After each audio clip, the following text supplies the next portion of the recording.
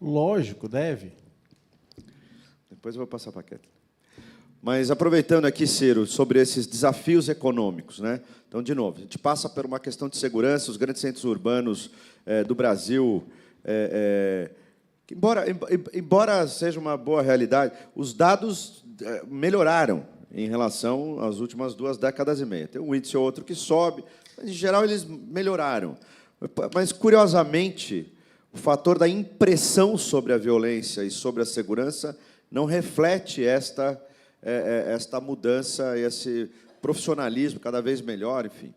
Do outro lado, também, as oportunidades sobre tecnologia, sobre aquilo que a gente consome em tela. O brasileiro, segundo maior consumidor de tela do Brasil, e, mais uma vez, aqui a gente discutindo sobre regulação e falando sobre as carreiras e o futuro das carreiras. Aí chega aqui nesse debate, mas tem essa... o segundo maior país, maior sociedade de consumo de telas, fica lá, gera uma ansiedade absoluta. E aí você tem um terceiro painel hoje para tentar juntar tudo isso numa crise permanente agora, que podia ser muito bem evitada, mas estamos aí com uma crise institucional de comércio exterior e tal. Veja, com tudo isso, Ciro, que se apresenta no Brasil, que parece inseguro, que parece ansioso, que parece conflitante, conflituoso em vários momentos, inclusive os menos esperados, como é que um jovem se posiciona, pensando no Brasil de hoje, desse jeito, a prospectar ou esperar um futuro de uma carreira, a construção de uma carreira para o futuro, tendo essas dificuldades cada vez mais duras e esses obstáculos que a gente mesmo cria para nós? Como é que você enxerga o futuro para um jovem ter esperança, otimismo no Brasil, apesar de tudo? Bom, eu quero agradecer ao Grupo Otimista e à FAAP, mais uma vez, o privilégio e a honra de estar aqui. Esse privilégio e essa honra crescem quando tenho enfim, a alegria de repartir esse painel com o professor Sobral e com a professora Kathleen, né? E com o meu amigo conterrâneo e grande publisher do Grupo Otimista, Adriano Nogueira, o nosso futuro Roberto Marinho. Quer dizer, a melhor forma de encarar o futuro, de prever o futuro, de atenuar as ansiedades em relação ao futuro, é se colocar numa posição de construí-lo, não de prevê-lo. Então, essa é a grande tarefa que nós precisamos dar aos jovens brasileiros. Ao invés de ele ter, e não lhe faltam razões, ansiedade insolúvel com relação ao futuro, ele precisa sair do seu comodismo individualista de trás da tela e achar um caminho de construir, junto com os outros, este futuro ansioso. Essa é a única saída. Diante disso, eu posso fazer aqui uma frase TikTok.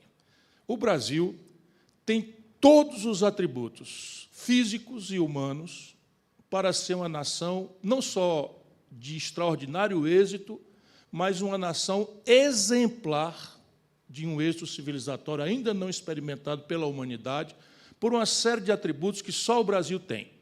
Atributos culturais, religiosos, étnicos, que estão sendo, inclusive, bombardeados por um identitarismo vesgo que nós estamos aceitando importar dos Estados Unidos e que negam determinadas virtudes como se fossem defeitos trágicos, porque eles parecem defeitos trágicos dos Estados Unidos, mas entre nós brasileiros, a mim me parece, salvo o melhor juízo, porque eu também tenho que ter cautelas politicamente corretas, e eu estou pegando um abuso imenso desse tipo de identitarismo vesgo que obnobila, vocês conhecem essa palavra? Que inibe, que impede a gente de raciocinar as evidências com a nossa própria capacidade de observação da vida.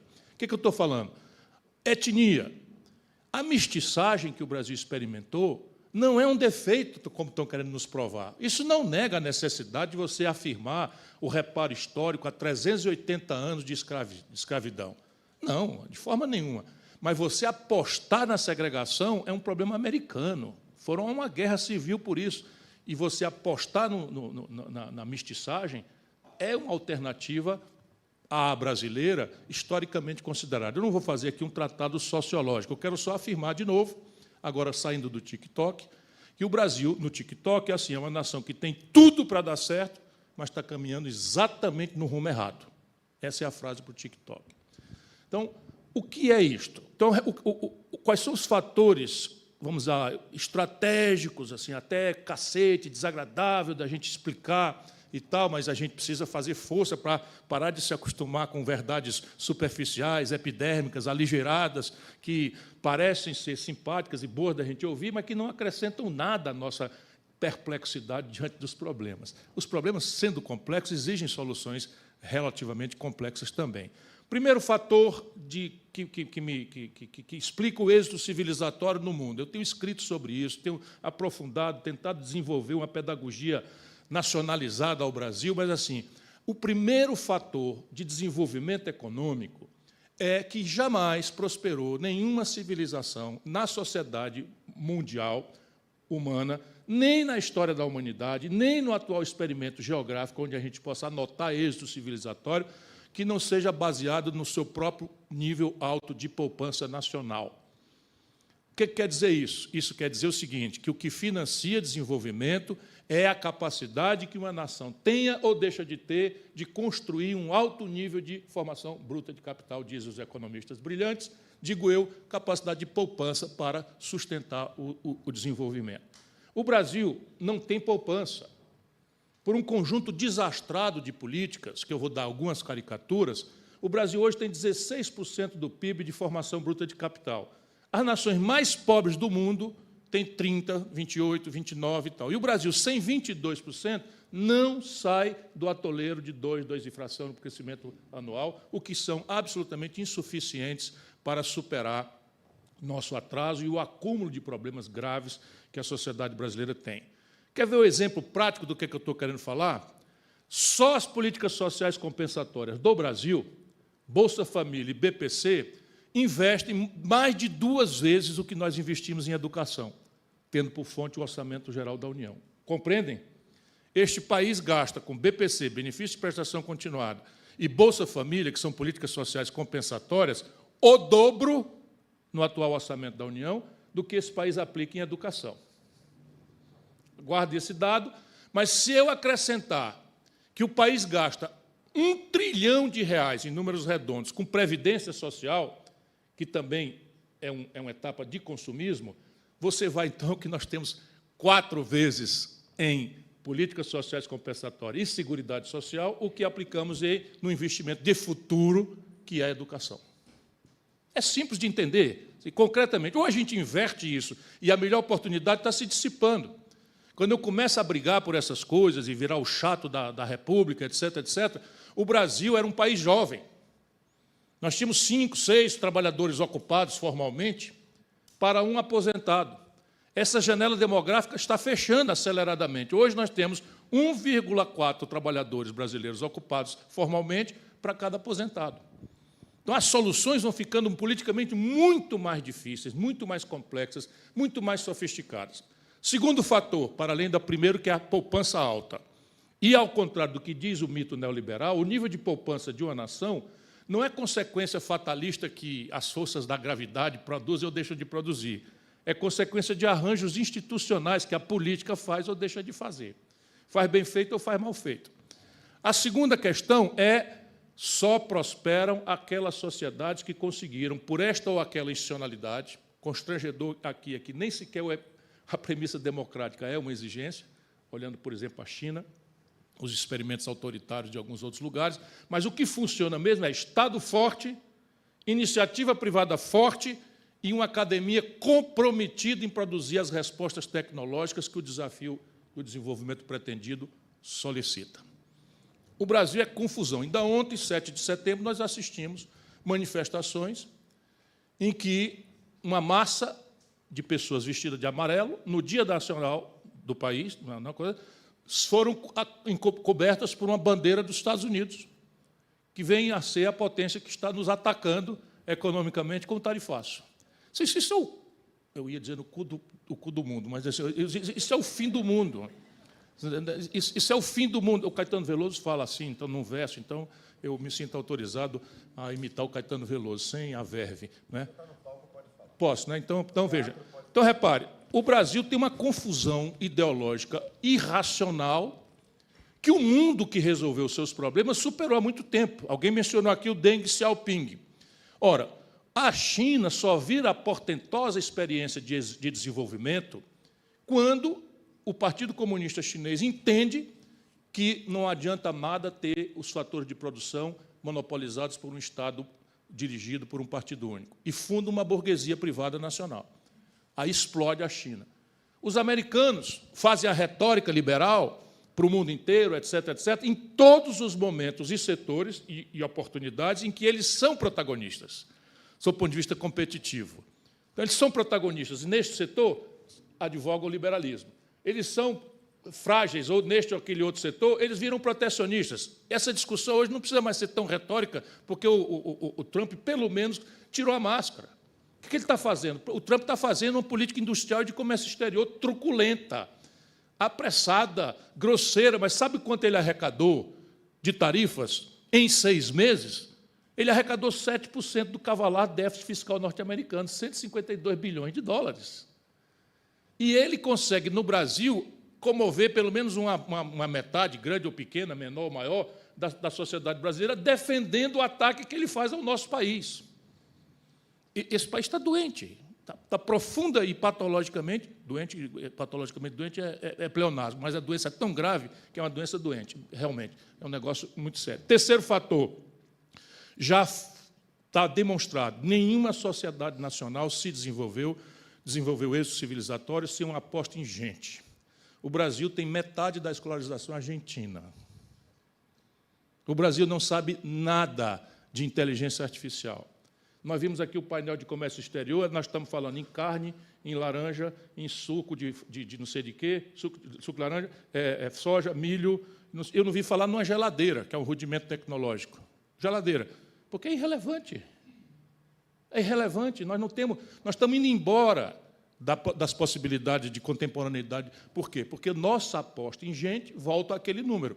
Nós apostamos 5 vezes mais entre seguridade social e políticas sociais compensatórias do que em educação.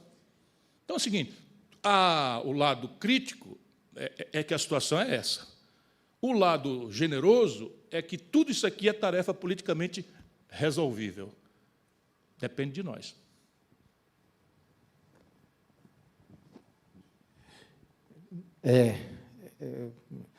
A gente pensar num viés otimista assim, né? Tem que ser muito otimista, né, Sobral? Né? Eu vou perguntar agora para a Kathleen, né? Eu posso acrescentar um dado só para mostrar para a juventude que não tem defeito genético. Em 1980, quando a ditadura ruiu no Brasil, o PIB brasileiro era maior do que o da China. 1980 é ontem. O PIB brasileiro era maior do que o da China, com uma população que a China era 800 mil habitantes e o Brasil 130 mil. O que aconteceu para o PIB da China ser 20 vezes maior do que o do Brasil hoje? É a política. Seguindo, né? Seguindo o nosso painel, agora eu vou fazer uma pergunta para a Kathleen, né? Kathleen, nossa conterrânea, viu, Ciro? Kathleen, você que representa o Grupo Ambipar, uma das grandes empresas nacionais, nesse segmento que você é especialista de ESG, da sustentabilidade, o que a gente pode pensar, imaginar e fazer para um Brasil melhor com esse viés sustentável?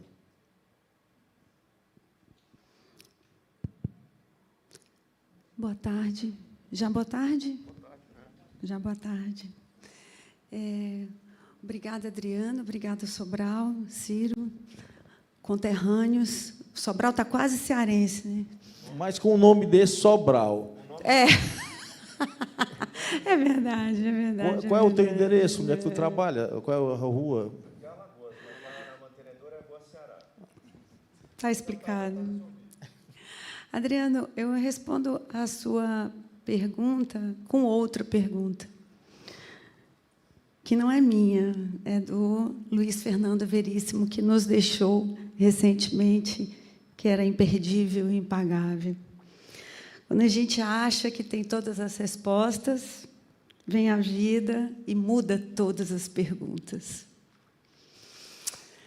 No início do ano, saiu o relatório do Fórum Econômico de Davos, trazendo como um dos grandes riscos globais, o Fórum trouxe 10 riscos globais, e o segundo deles são os confrontos geoeconômicos.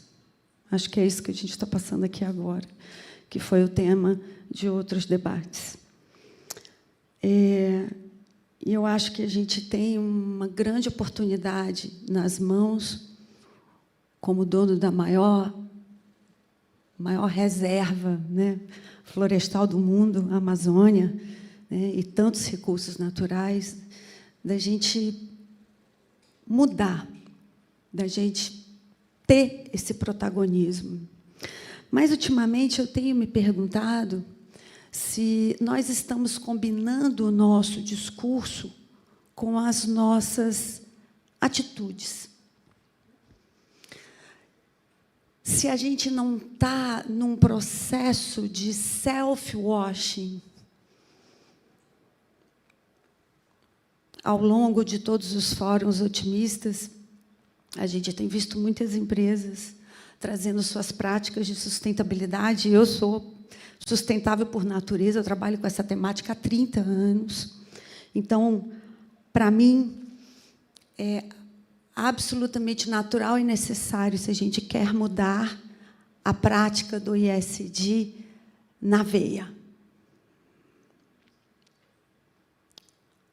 Mas eu fico me perguntando, Ciro, se a gente não está preso em indicadores e relatórios de materialidade, se a gente se incomoda quando alguém vem pedir esmola para a gente na rua. Se você fala em cota para a contratação de pessoas em situação de vulnerabilidade na sua empresa, mas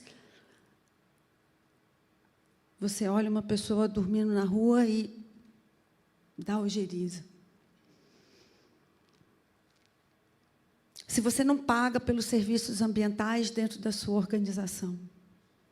Entende essa dualidade em que você não consegue colocar em prática, dentro da sua vida, algo que faria toda a diferença para a gente mudar? No caso, por exemplo, das cotas, hoje 52% das mulheres sustentam os lares brasileiros. Mas será que a gente parou para se perguntar se nas nossas empresas nós temos mais homens que mulheres trabalhando, mais mulheres que homens? A gente tem grande chance de mudar, mas mudar começando a olhar para a desigualdade que a gente tem dentro da nossa própria casa, dentro da nossa empresa. A Ambipar é uma empresa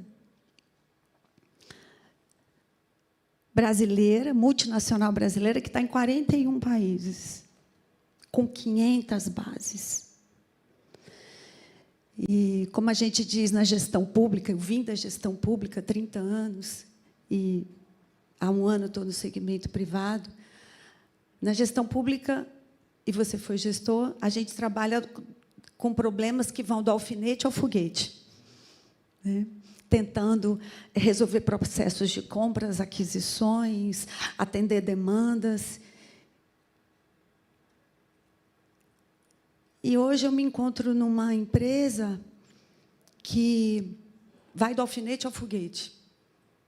Quando a gente fala de circularidade, de gestão de resíduos, de atendimento a acidentes, de prevenção, um pensamento que a gente ainda não conseguiu internalizar, porque a nossa atitude, o que foi nos passado ao longo de toda a nossa trajetória como país, é só resolver o problema quando ele existe. É depois que ele acontece.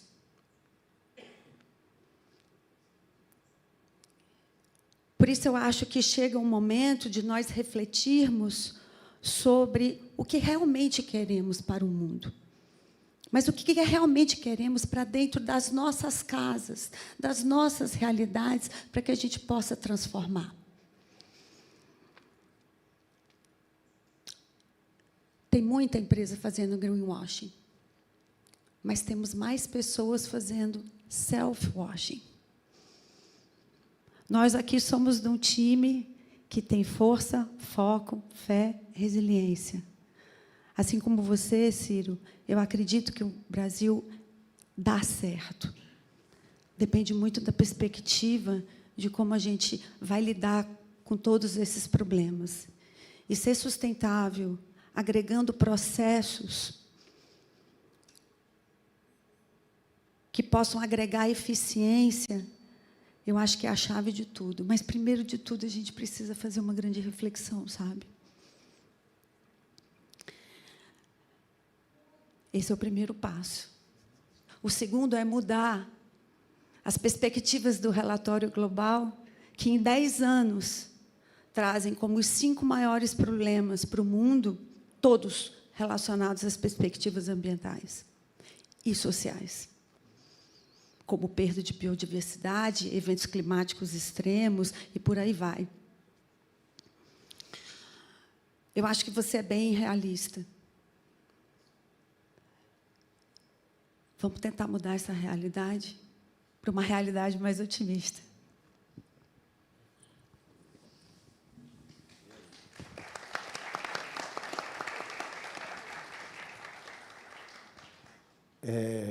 Ciro, agora vou fazer uma pergunta para o Ciro, né? Ontem foi comemorada a independência do Brasil. Somos mesmo independentes? O que precisamos fazer para valer a nossa... Veja, quando Soberania. Pedro I, seguindo o conselho do seu muito sábio pai, Dom João VI, lançou mão da coroa antes que algum aventureiro o fizesse, vocês todos sabem disso, né? Que Dom Pedro ficou aqui e Dom João VI voltou para Portugal. Eu quero fazer essa homenagem a Dom João VI porque não haveria esse extraordinário território nacional da América Portuguesa, una, que é o Brasil, e quem não quiser dar valor a essa proeza é só olhar o que aconteceu com a América Espanhola, que implodiu, apesar de ser libertada pelo Bolívar, que era um estadista, militar extraordinário, enfim, intelectual sofisticado, não conseguiu impedir que a América Espanhola implodisse em dezenas de países, quase todos irrelevantes. E Dom João VI, com Pedro I, fizeram esta portentosa potência tropical, que é o Brasil, unificar toda a América Portuguesa, muito além do Tratado de Tordesilhas. Pois bem, mas quando Pedro I lançou mão da coroa, aquilo foi a afirmação de uma independência política. Mas já acontecia, na data, um problema grave, que era a dependência econômica do Brasil. Naquela data, a dependência econômica do Brasil, nascente, que acabou explodindo mais na frente, era do Império Britânico. Então, quando o Brasil abre os portos às Nações Amigas, em 1808, que Dom João VI chega, não sei o que e tal, aquilo, na verdade, a abertura dos portos significava a entrega do domínio econômico do território nacional brasileiro à potência hegemônica da data, que era a Grã-Bretanha, ou o Reino Unido. Pois bem, de lá para cá, as coisas mais ou menos estão do mesmo jeito. Nós temos uma independência política, somos donos do nosso próprio nariz, temos um calendário eleitoral, temos, enfim, mas não é, o Brasil, por exemplo, para ser mais prático e menos explícito aqui, depende do estrangeiro para 86% dos princípios ativos dos nossos remédios. Então, por favor, não fiquem doentes, porque se nós formos encontrar a doença brasileira com o nacionalismo de goela do Lula, nós estamos ferrados, porque 86% da química fina dos remédios básicos do Brasil, tipo Tilenol, vem do estrangeiro. 100% dos bens de capital. Bem de capital, todos sabem, são as máquinas que produzem os produtos industriais. Então, 100% do produto industrial, o Brasil depende de fora. E quando a gente deriva para a nova economia, não é, chips, novos materiais, nanotecnologia, IA, né, inteligência artificial, etc., etc., aí dá vontade de chorar. E isto estabelece um nível de dependência absolutamente crítico, ao contrário da época dos ingleses, dos britânicos, que era basicamente o extrativismo enfim, um incipiente mercado consumidor. Hoje é diferente. E assim, é diferente como, cara pálido? Ora, lá atrás, o que faz parte da minha formação, os americanos rasgaram a carta da OEA sem nenhum tipo de consideração, se associando aos britânicos, quando a ditadura da Argentina, em ruínas, resolveu inventar um inimigo externo, exatinho o que o Lula está fazendo agora, aproveitando o Trump.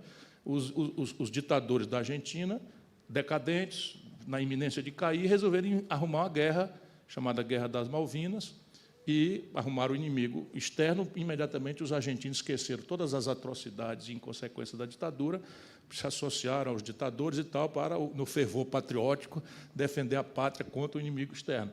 Os americanos quiseram nem saber que tem uma carta da OEA, etc., se associaram ao Reino Unido, e nós ficamos falando só. Agora, eu acho um horror o regime Maduro, mas só para a gente ter clareza, tem dois problemas sérios ali.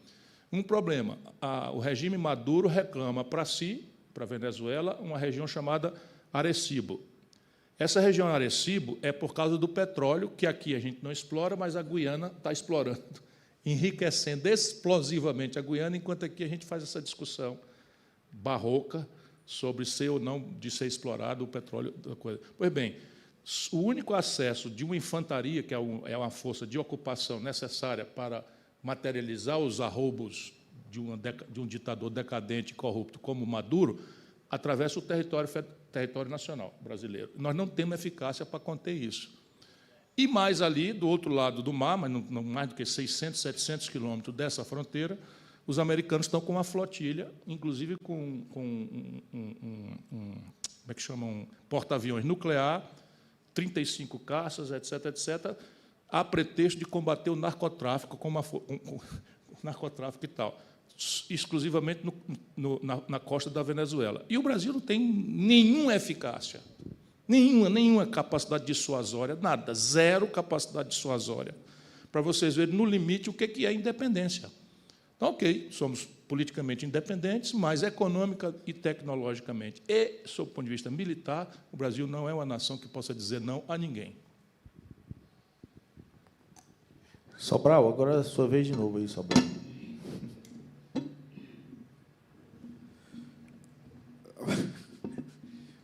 Mas e o seminário o fora é otimista, hein, Ciro?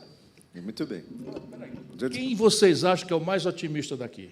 Você. Sou eu. Eu tentei ser presidente do Brasil 4 vezes. Pois é. Você imagina, eu queria Otimista simplesmente e persistente. eu queria assumir esse negócio. Perseverante. Então, quem crê de forma otimista e amorosa ao Brasil do que um cara que tentou 4 vezes, não se mancou ainda. Ainda fica especulando que vai ser a 5ª vez.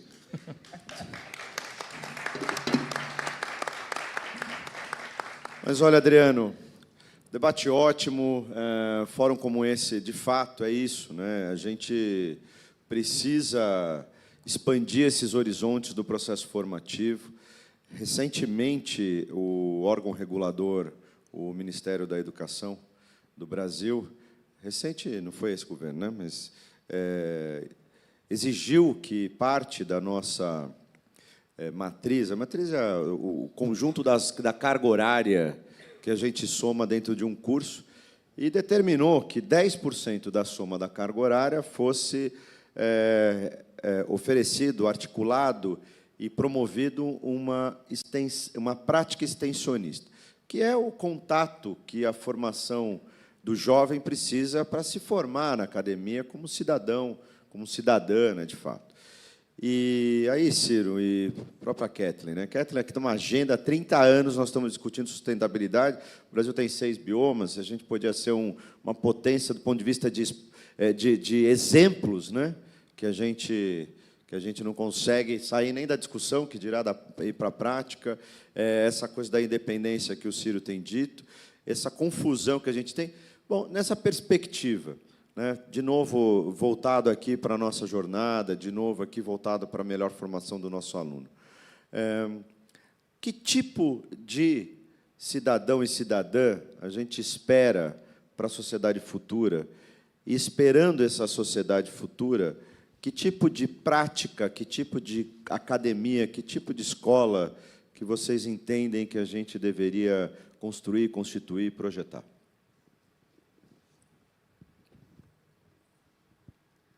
Suspeitíssima eu para responder essa pergunta.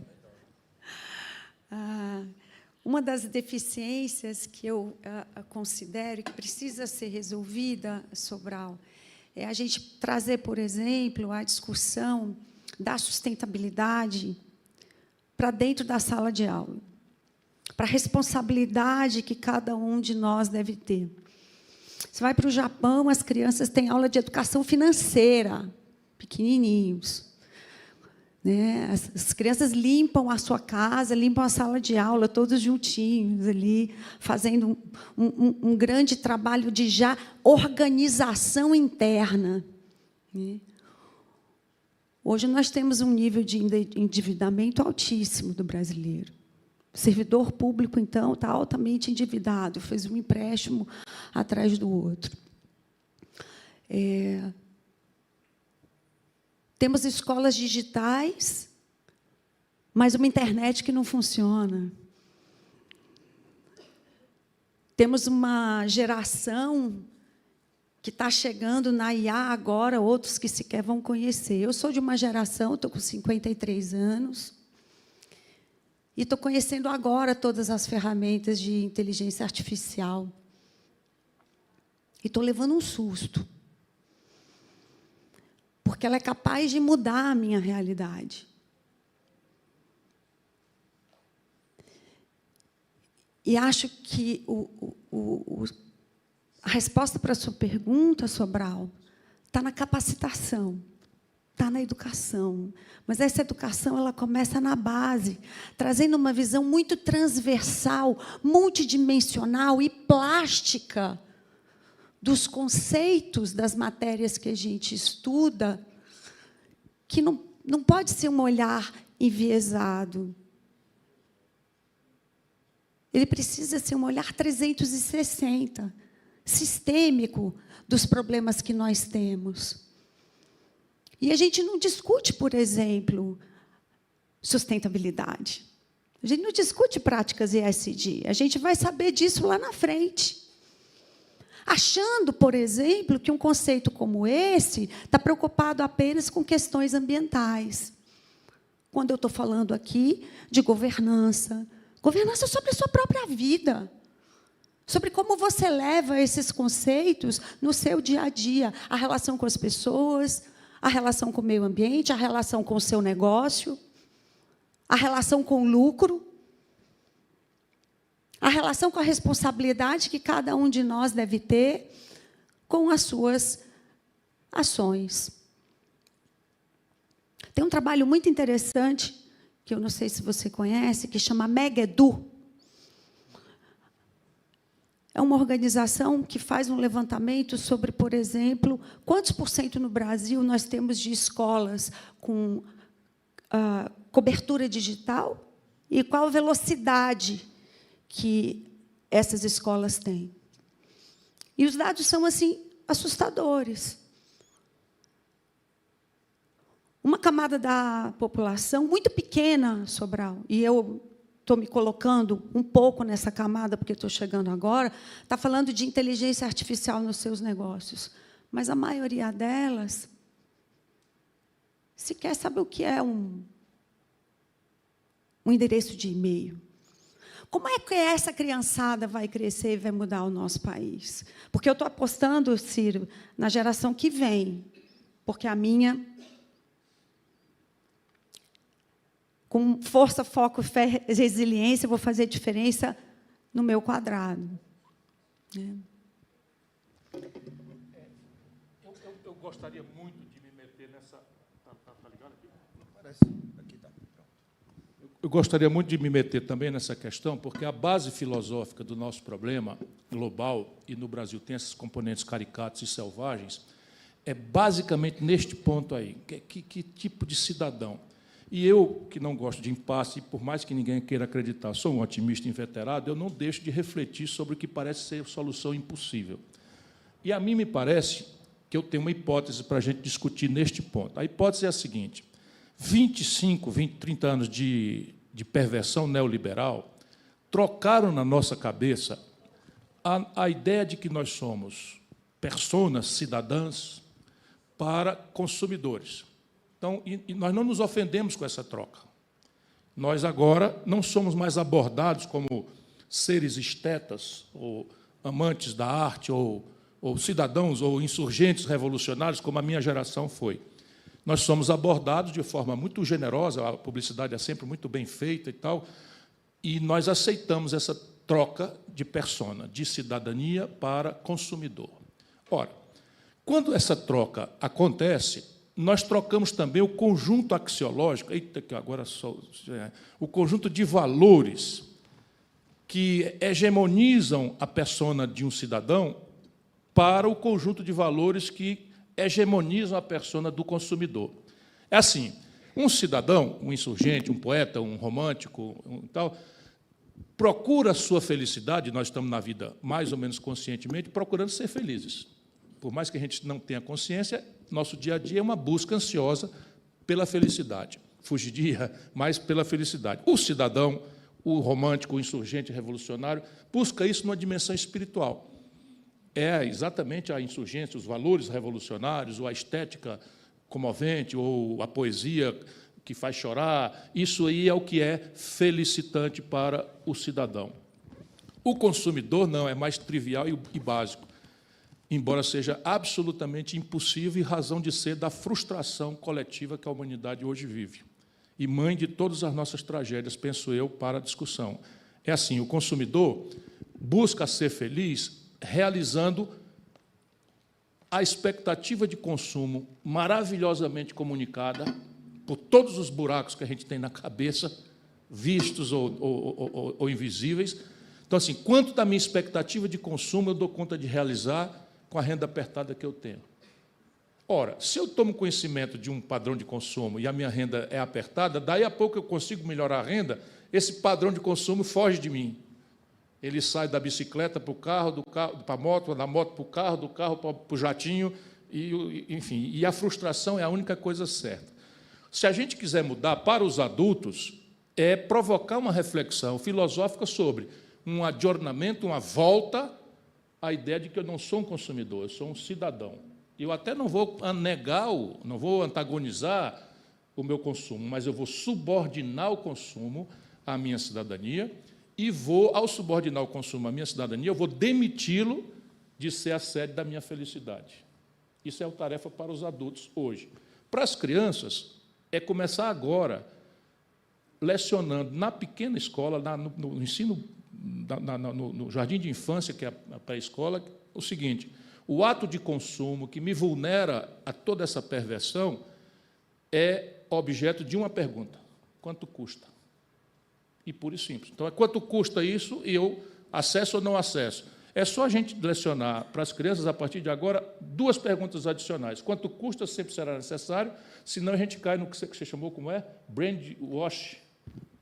Self-washing. Self-washing. Então, eu sou um compulsivo produtor de lixo, não sei o que e tal, mas faço o discurso do ambientalista, não sei de que e tal, que é o que está cheio hoje. Posso complementar Deve. a sua frase? Né?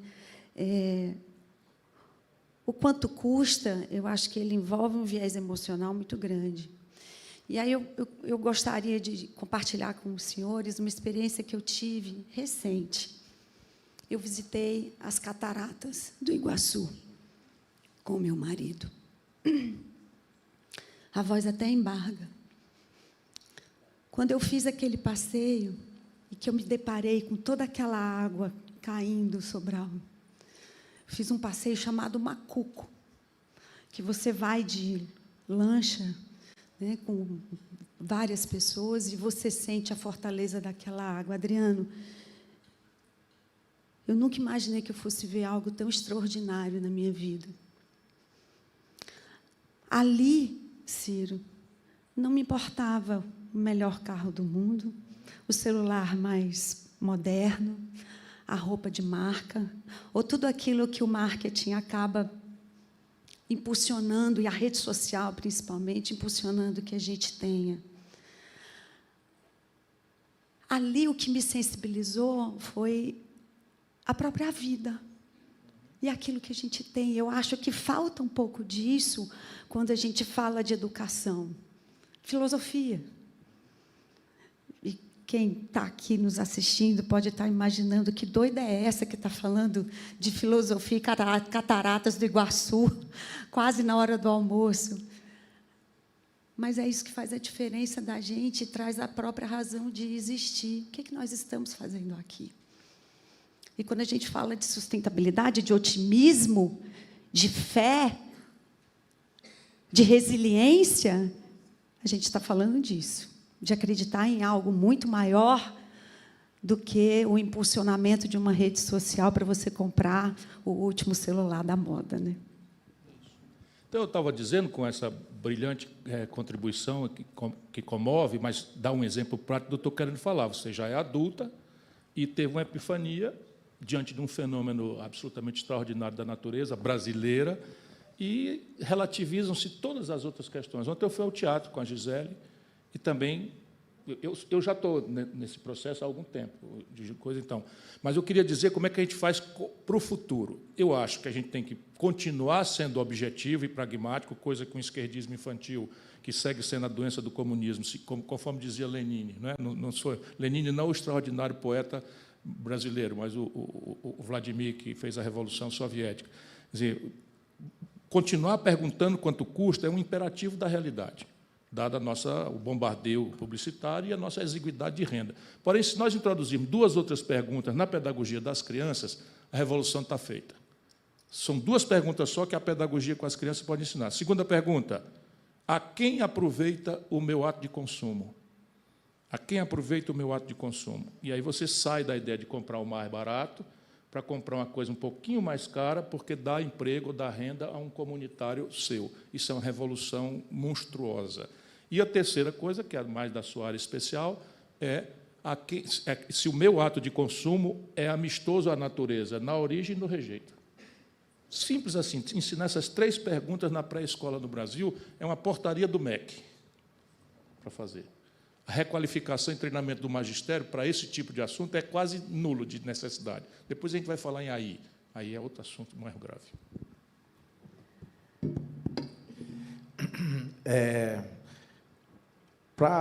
Eu acho que já tomamos tempo demais de vocês, vou fazer as 2 últimas perguntas aqui para o Ciro, né?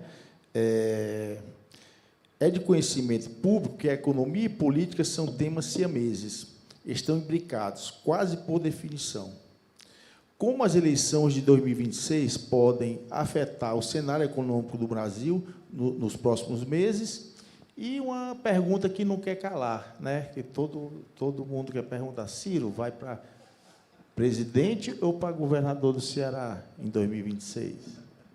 A dona Gisele, aqui presente, está autorizada a comprar a camisa de força se alguém ouvir eu falando que sou candidato. Então, está aí a primeira resposta. Agora, a questão básica é a seguinte: eu adoro ser otimista, podem acreditar nisso, eu adoro, e fico me sentindo mal de coisa, mas adianta a gente dizer, não, vai dar tudo certo, vai dar maravilhoso, e despreparar a população para o que está acontecendo e para o porvir. Sabe o que está acontecendo hoje? O Brasil está indo, a economia está indo para a geladeira. A projeção de crescimento para os próximos 12 meses são pífios 1%, uma infração. A taxa de juros brasileira é a mais alta do planeta Terra. E como a inflação está caindo, ela está em ascensão. A inflação, aí você diz, mas esse é assunto de economista? Não, não é, desculpa. Sob o ponto de vista macro, a economia de um país onde o papel remunera mais do que o lucro médio dos negócios, da economia real, comércio, indústria, serviços, etc., essa economia para. Por quê? Porque quem tem dinheiro prefere botar na renda fixa, no juro alto, do que botar na atividade produtiva, que é arriscada, que dá problema, etc. E quem não tem dinheiro, que é a esmagadora maioria, não vai tomar dinheiro emprestado no banco para botar numa atividade cuja rentabilidade é menor do que o juro que ela vai ter que pagar para o banco, logo mais vencida a carência. Não sei que seja o Banco do Nordeste que está fazendo um esforço absolutamente histórico sempre de ir nessa contramão com o crédito amigo, um microcrédito, uma experiência absolutamente extraordinária. Eu faço essa homenagem sempre. Pois bem, mas essa é a grande guilhotina da taxa de juros. Mas a taxa de juros mais embaixo, ela já está impactando naquela estatística que hoje o Brasil está vivenciando a maior quantidade de empresas indo à recuperação judicial da história do Brasil. Uma empresa para montar, para crescer, para dá um trabalho infernal. Entra na recuperação judicial para fechar ela ali, quando lá vai, não sei o quê, papapá e tal. Depois você tem o consumidor, o cidadão. Ela falou aqui do servidor público, é um desastre com crédito consignado, que é uma imoralidade absoluta. Mas o que está acontecendo hoje? Escute aqui, deve estar esse auditório aqui, quando eu falo isso, as pessoas balançam a cabeça, constrangidas. 78 milhões de brasileiros estão com o nome sujo no SPC. Será que esse país foi tomado de um calotismo juramentado, militante, a nação brasileira assumiu uma imoralidade? Não é, não. O pobre, quando vai com o nome no SPC, ele perde o último estágio de acesso dele às coisas básicas. São conta de luz, conta de água, conta de telefone, que vai cortada. 78 milhões de pessoas. Como você não tem boleto para criança, nós estamos falando em quase a população adulta toda. É feito dessa variável macroeconômica trágica. E isso tem um último efeito, que é o efeito fiscal, que a sociedade brasileira não tem tido o direito de conhecer. A imprensa brasileira fala do galope da dívida americana, mas não fala do galope da dívida brasileira. Sabe quanto custa esses juros ao governo, ao Tesouro Nacional, portanto, a nós outros, os contribuintes nacionais? 978 bilhões de reais nos últimos 12 meses. Como o governo não tem uma pataca para honrar essa conta, ela vai toda para a dívida, que está galopando de forma acelerada, e isso tudo vai desaguar em 2026, 2027. Então, o debate da campanha, todo que o PT, a situação hoje, o governismo hoje vai querer fazer, é derivar o debate para passionalidades patriotadas, se isso durar mais algum tempo, essas maluquices, e a burrice do outro lado, que fica botando bandeira dos Estados Unidos. Tenha paciência, eu me dá vontade, às vezes, de chorar. Né? Ou passionalidades tipo extrema-direita contra a extrema-esquerda, para ambos fazerem rigorosamente a mesma coisa. E aí diz assim, rigorosamente a mesma coisa, está exagerando? Não, estou não. Qual é a matriz econômica brasileira? Câmbio flutuante, superávit primário, meta de inflação, autonomia do Banco Central, política de paridade de preços internacionais da Petrobras. Qual foi a política do Bolsonaro? Essa. Qual é a política do Lula hoje? Essa. Sem tirar nem pôr rigorosamente nenhuma vírgula. A mesma coisa, bota a gente para brigar, ódio, paixão, não sei o quê, ideologia, patriotismo e tal, e a traquitana de transferência de dinheiro de quem produz e trabalha e da sociedade para meia dúzia de especuladores, funcionando a pleno vapor, sem contestação. Alguém acha que o PCC e o Comando Vermelho e tal, há 25 anos atuando, já na lavagem de dinheiro, faz 20 anos, carregava essa montanha de dinheiro em sacola, em surrão, como a gente chama no Nordeste? Não, isso era óbvio que estava dentro dos bancos. Aí agora faz uma operação e está aí, as conexões são as mais trágicas possíveis. Cada conexão está lá um político atrás disso e tal. Oh, grande novidade, facção criminosa atuando há 20 anos, mexendo com bilhões de reais, não vai entrar na política? Deu tempo foi fazer juiz, deu tempo foi influir para entrar nos tribunais superiores. E nenhuma vírgula institucional foi mudada no Brasil por esses dois polos. Então, 2026 vai ser isso? Uma briga de extrema-direita contra extrema-esquerda de goela, patriotas contra inimigos da pátria? Ou vamos discutir? Vamos discutir a dívida pública, a taxa de juros, enfim, porque isso é o que interessa. Eu acho, hoje, que eles vão conseguir empurrar de novo na goela do povo brasileiro essa tal polarização. E aí é o desastre. Dá para ser otimista? Infelizmente, para mim, não dá. Gente, muito obrigado a todos pela paciência, pela audiência. Agradecer aqui, eu vou passar a palavra aqui para o Sobral, para ele foi o grande anfitrião, o grande parceiro do Otimista aqui, a FAAP. Agradecer a Kathleen, o Ciro, e a palavra do Sobral. Bom, primeiro, mais uma vez, agradecido aqui pelo privilégio da parceria aqui, Adriano, obrigado por essa articulação que entrega reflexões profundas e necessárias para o Brasil, ainda mais dentro do nosso processo formativo, como a gente tanto debateu hoje, sobre futuro. Não há futuro sem jovem, não há futuro sem construção da academia, não há futuro sem que os nossos alunos, sobretudo daqui, se preparem cada vez mais para os desafios da economia do Brasil. Obrigado, Ciro, por mais uma vez estar conosco. Sinta-se sempre em casa. É sempre uma aula magna todas as suas posições. De fato, a gente aprende e a gente se toca muito por tudo que você aponta, sempre com muita propriedade. Kathleen, minha amiga, obrigado pela sua disponibilidade também. Um grupo enorme que você tem trazido, né, o debate e a discussão sobre o papel dessa empresa imensa nacional, com essa capilaridade no mundo inteiro.